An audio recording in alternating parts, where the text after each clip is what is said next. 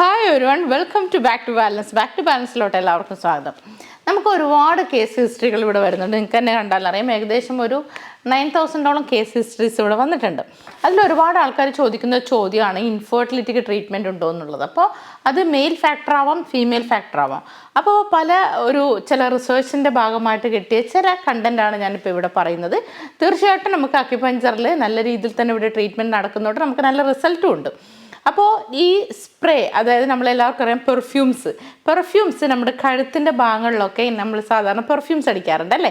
അപ്പോൾ അങ്ങനെ അടിക്കുവാണെങ്കിൽ നമുക്കത് ഇൻഫെർട്ടിലിറ്റീനെ ബാധിക്കുന്നുണ്ടോ, അല്ലെങ്കിൽ ഇൻഫെർട്ടിലിറ്റിക്ക് സാധ്യത കൂടുതലാണോ എന്നൊക്കെ ചോദിക്കാറുണ്ട്. അപ്പോൾ തീർച്ചയായിട്ടും ഈ പെർഫ്യൂമിൽ അടങ്ങിയിട്ടുള്ള ഒരു കണ്ടൻ്റാണ് നമുക്ക് പാത്തലേറ്റ്സ് ആൻഡ് പാരാബെൻസ് എന്ന് പറയുന്നത്. അപ്പോൾ തീർച്ചയായിട്ടും ഈ ഒരു കണ്ടന്റ് എന്ന് പറയുന്നത് നമുക്ക് ഇൻഫെർട്ടിലിറ്റിനെ ബാധിക്കുന്നുണ്ട്. അപ്പോൾ അത് ബാധിക്കാൻ തന്നെ കാരണം നമുക്കറിയാം, ഈസ്ട്രോജൻ്റെയും അതുപോലെ ടെസ്റ്റോസ്റ്റെറോണിൻ്റെയും അളവുകൾക്ക് വ്യതിയാനം സംഭവിക്കുമ്പോഴാണ് ഇത് സംഭവിക്കുന്നത്. അപ്പോൾ നമുക്കറിയാം, ഈസ്ട്രോജൻ എന്നുള്ളത് നമുക്ക് സ്ത്രീകളിൽ ഓവുലേഷനെ സംബന്ധിച്ചിടത്തോളം വേരിയേഷൻസ്, ഇംബാലൻസ് വന്നു കഴിഞ്ഞാൽ നമുക്ക് ഇൻഫെർട്ടിലിറ്റിനെ ബാധിക്കും. അതേപോലെ തന്നെ ടെസ്റ്റോസ്റ്റെറോൺ മെൻസിനെ ഹോർമോണൽ ഇംബാലൻസിനെ സ്വാധീനിക്കുന്ന ഒരു ഘടകം കൂടിയാണ്. അപ്പോൾ ഇത് രണ്ടിനെയും ബാധിക്കുന്നത് കൊണ്ട് തന്നെ നമ്മുടെ എൻഡോക്രൈൻ സിസ്റ്റം, അതായത് നമുക്കറിയാം നമ്മുടെ ഹോർമോൺസിൻ്റെ എല്ലാ സിസ്റ്റവുമാണ് എൻഡോക്രൈൻ സിസ്റ്റം എന്ന് പറയുന്നത്.